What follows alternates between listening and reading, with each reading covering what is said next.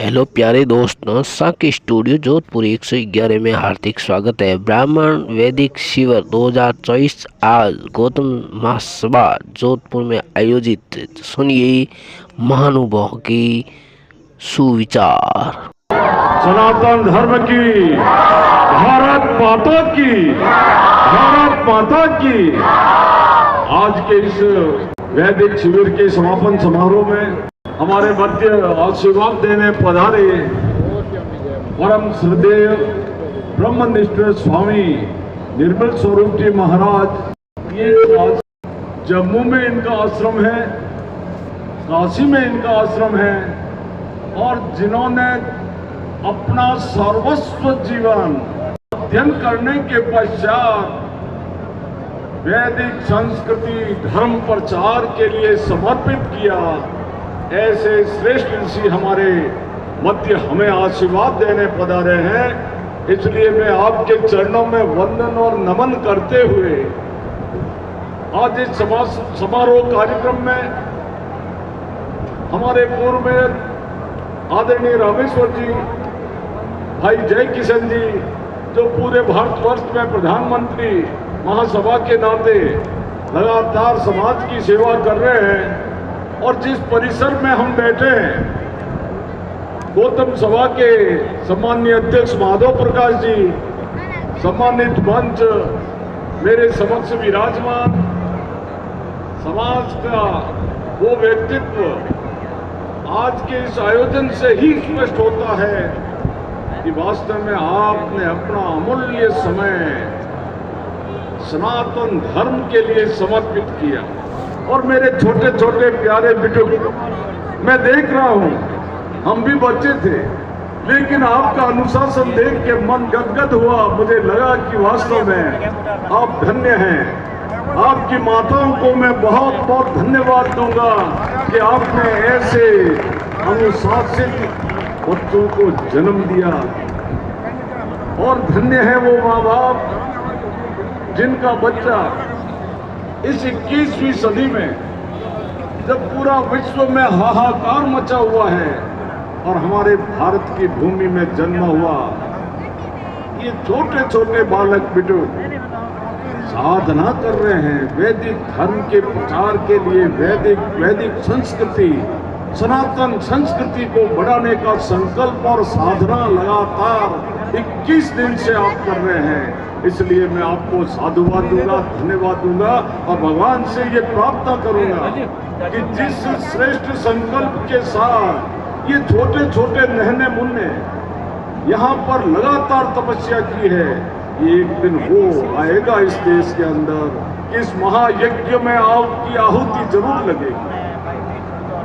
भाइयों, मैं ज्यादा समय नहीं लूंगा। मैं समझ सकता हूं कि आपने 21 दिन तो तपस्या की है, साधनरत रहे हैं, लेकिन अभी भी लगातार 4 घंटे से मैंने देखा था, आज अखबार में पढ़ा था, 5 बजे से कार्यक्रम, यानी 5 बजे से लेकर रात को लगभग 10 बजने ही वाली है, 5 घंटे आपने तपस्या की है। और आपके अभिभावकों का भी अभिवादन और स्वागत इस बात के लिए करूंगा कि आपने भी अपना समय, अमूल्य समय होता है जी, वो प्रदान करके और इन बच्चों को, इस आने वाली पीढ़ी, जो भावी पीढ़ी है इस देश की, उनको प्रोत्साहित जरूर आपने किया। स्वामी जी से हम सुनेंगे, क्योंकि मैं मेरा समय सारा का सारा समर्पित स्वामी जी को इस बात के लिए कहूंगा कि आप आशीर्वाद दें। आप तो तपोनिष्ठ है, आपने अपने जीवन में बहुत साधनाएं की है जी। काशी विश्वविद्यालय में रह के और जम्मू एंड कश्मीर जो भारत का मुकुट है, वहां पर आप विराज कर आपने जो धर्म की, वैदिक धर्म की जो प्रचार प्रसार किया है, हम चाहेंगे कि आपके श्रीमुख से कुछ हमें जानकारी मिले। भाइयों, मैं आपको एक बात बताना चाहूंगा कि आप इस बात के लिए सौभाग्यशाली जरूर है कि आने वाला समय, जब इस देश को 100 वर्ष आजाद हुए पूर्ण हो जाएंगे, 1947 में देश आजाद हुआ, 2047 आते आते हमारे ऋषि मुनियों ने घोषणा की है, और देश के प्रधानमंत्री नरेंद्र भाई मोदी जी ने संकल्प लिया है कि 2047 की सदी भारत की सदी होगी, हिंदू की सदी होगी और ये मेरा देश विश्व गुरु बनेगा। भारत दुनिया का नंबर 1, प्रथम नंबर भारत हमेरा पड़ेगा। तो सनातन संस्कृति के माध्यम से ही ये सारा का सारा संभव है।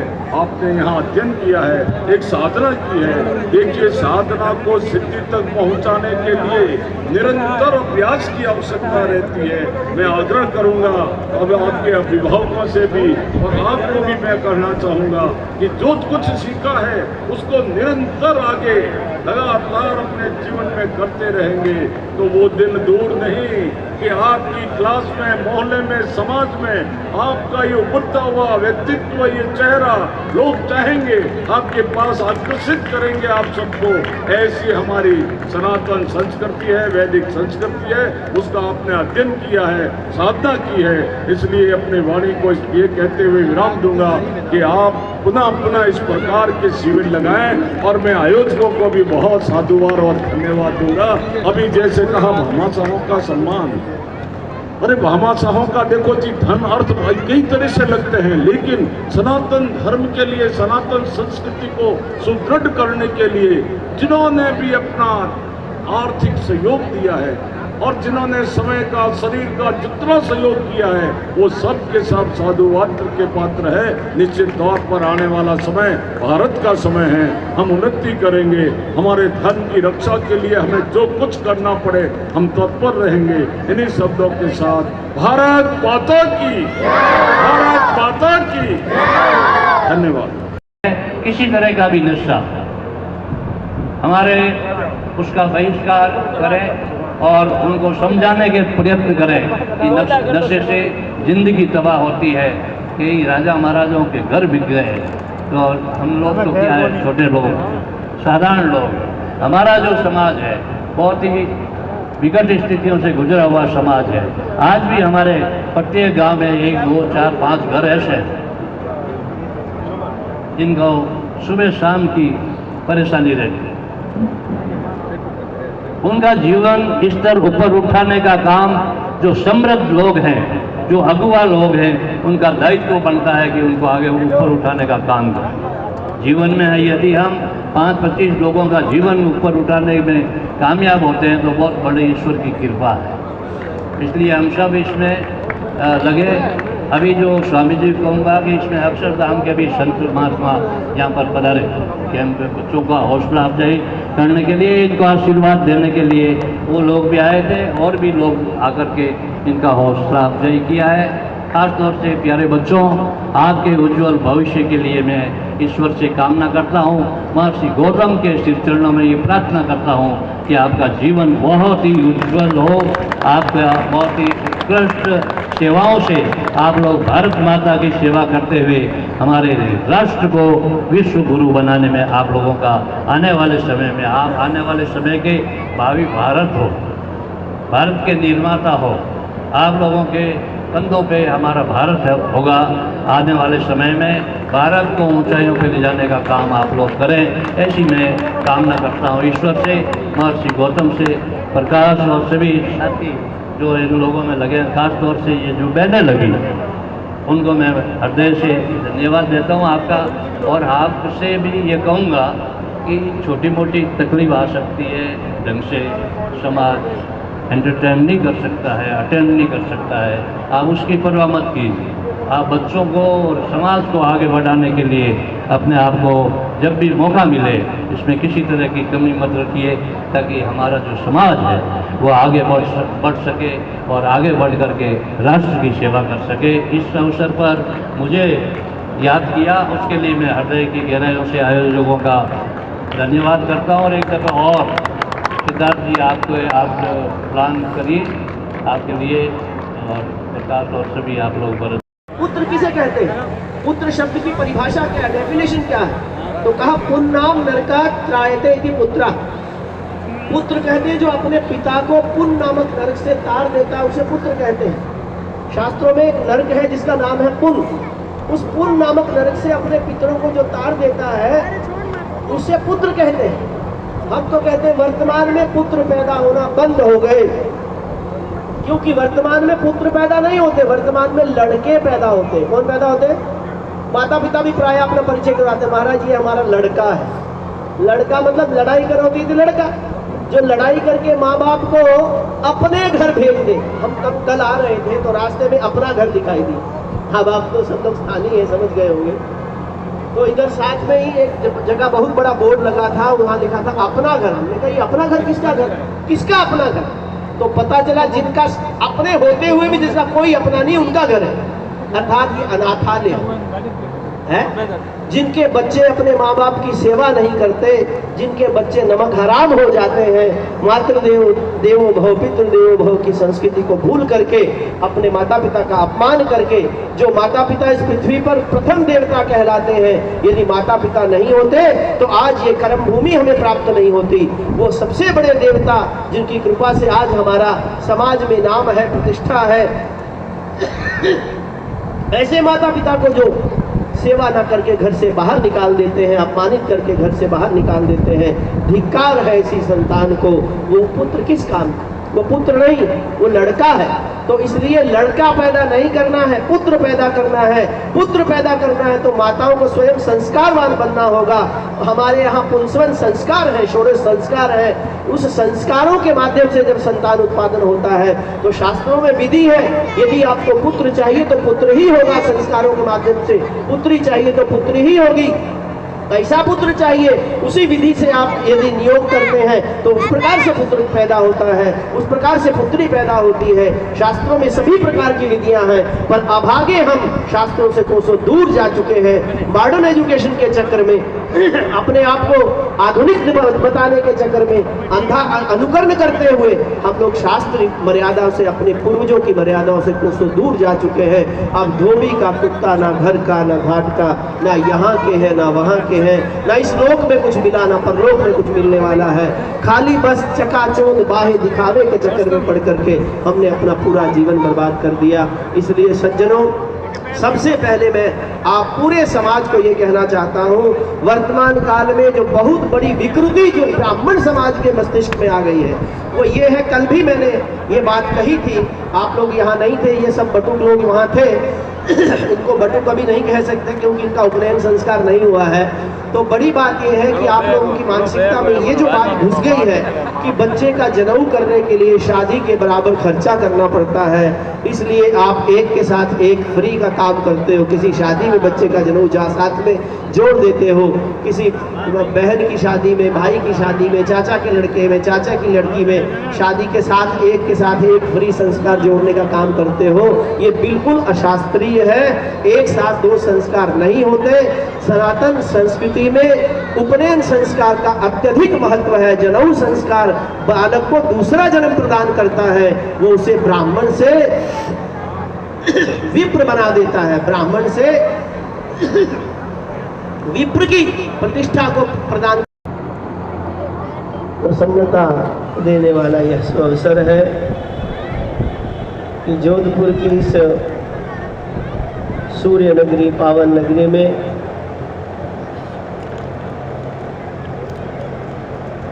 गुर्जर गौड़ समाज, ब्राह्मण समाज के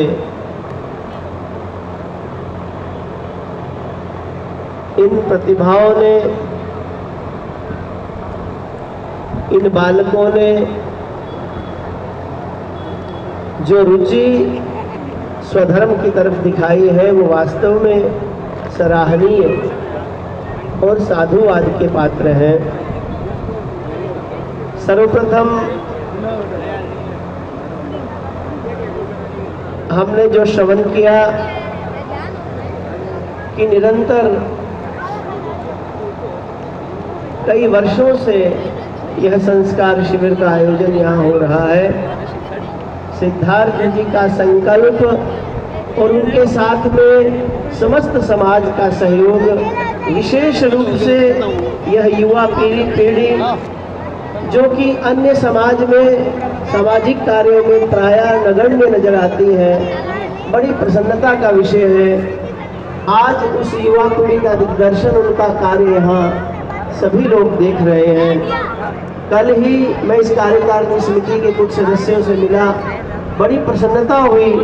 मानो इस वैदिक संस्कार शिविर में प्रथम बार शिक्षार्थी के रूप में, विद्यार्थी के रूप में आए थे और आज शिक्षार्थी का कार्य निभा रहे हैं। सभी लोग अच्छे प्रतिष्ठित पढ़े लिखे मॉडर्न एजुकेशन भी ले रहे हैं और साथ ही साथ वैदिक संस्कार शिविर में जो उनकी श्रद्धा है, वैदिक संस्कारों के प्रति जो उनकी आस्था और श्रद्धा है, वो निश्चित रूप से उनके प्रति भी हमारी श्रद्धा को अभिव्यक्ति देती है।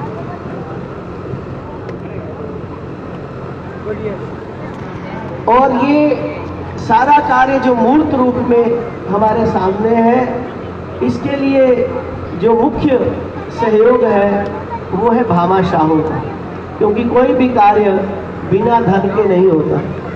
तो इस सब कार्य के लिए, इस इतने बड़े कार्य के लिए, पुनीत कार्य के लिए जितने भी लोगों ने यहाँ प्रत्यक्ष अथवा परोक्ष में सहयोग किया है, मैं उन सबको साधुवाद देता हूँ। निश्चित रूप से वो साधुवाद के पात्र हैं। हमारे यहाँ पर धन की दो ही गतियाँ होती हैं। धन यदि धर्म के कार्यों में लग जाता है तो यह लोक परलोक दोनों सुधार देता है, और धन यदि अधर्म के कार्यों में लग जाता है, यह लोक और परलोक दोनों ही बिगाड़ देता है। निश्चित रूप से वो लोग बड़भागी हैं जिन्होंने ये निर्णय किया कि हमारा धन ऐसे सामाजिक कार्यों में, धार्मिक कार्यों में लगना चाहिए जिससे समाज का उत्थान हो।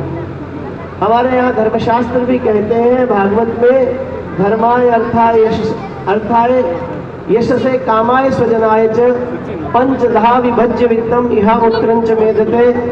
कहते हैं मनुष्य जो धनार्जन करता है, मेहनत करके जो धन कमाता है, अपने द्वारा मेहनत करके कमाए हुए धन के 5 भाग करने चाहिए। ऐसा नहीं जो कुछ कमाया वो स्वयं ही खा जाए, स्वयं पर ही लगा लिया जाए, ऐसा नहीं। इससे वो उत्कृष्टता को प्राप्त नहीं होता, कल्याण को प्राप्त नहीं होता।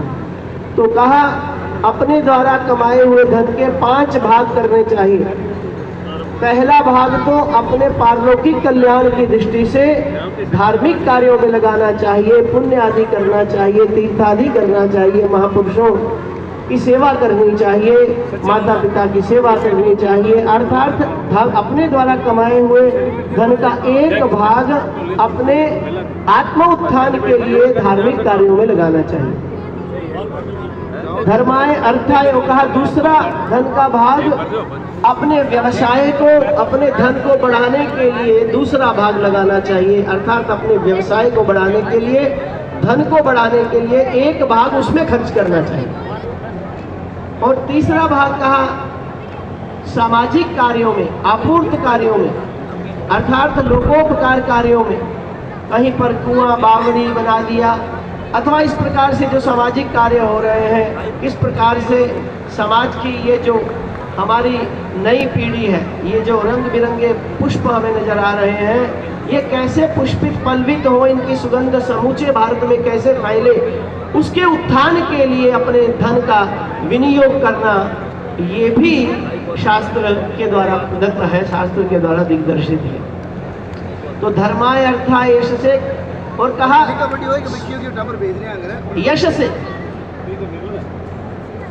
हमारे यहाँ पे 3 प्रकार की ऐष्णाएं होती हैं। ऐष्णा मैंने इच्छा। एक होती है पुत्रेष्णा, पुत्र के अंतर्गत पत्नी की इच्छा, क्योंकि पत्नी होगी तो पुत्र होगा, तो पुत्रेष्णा। दूसरा वित्तेष्णा, अर्थात धन को प्राप्त करने की इच्छा।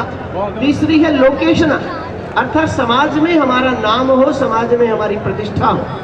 तो एक धन का भाग अपनी प्रतिष्ठा की दृष्टि से, पारलौकिक दृष्टि से भी सामाजिक कार्य में, समाज के उत्कर्ष में लगाना चाहिए, और एक भाग अपने जो बंधु बांधव हैं, अपने परिवार के जो लोग पिछड़ गए हैं, पिछड़े हुए हैं, गरीब हैं, खाने की अच्छी व्यवस्था उनके यहाँ नहीं है, रहने की अच्छी व्यवस्था उनके यहाँ नहीं है। जैसे एक भाई बहुत धनवान है और एक भाई बहुत दरिद्री है, उस धनवान भाई का कर्तव्य बनता है कि अपने दरिद्री भाई का सहयोग करके उसको भी उस मार्ग पर चलाए, उसको भी उतनी सामर्थ्य प्रदान करे कि वो भी अब घर में बैठ करके बड़े आदर पूर्वक अपने भरण पोषण कर सके। तो अपने परिवार के उत्थान में एक धन का भाग लगाना चाहिए, और एक धन का भाग सरकार को टैक्स देना चाहिए, क्योंकि टैक्स देना भी एक धर्म का कार्य है। यदि हम टैक्स नहीं देंगे तो सरकार जो इतने बड़े बड़े आयुध बनाती है, यंत्र बनाती है, सीमाओं पर इतनी सेना जो निरंतर अपने भारत राष्ट्र की रक्षा करने बैठी है, उनके पास जो बड़े बड़े शस्त्र हैं, ये सब कहाँ से आएंगे? उनको वेतन देना से सब कहाँ से आएंगे? तो सरकार के पास तो टैक्स का पैसा ही रहता है। तो यदि हम सरकार को टैक्स नहीं देंगे तो सरकार इस प्रकार से सबका भरण पोषण नहीं कर पाएगी। इसलिए धन का एक भाग टैक्स भी देना चाहिए। टैक्स देना भी धर्म है, टैक्स चोरी करना धर्म नहीं है। तो पंचधा विभज्य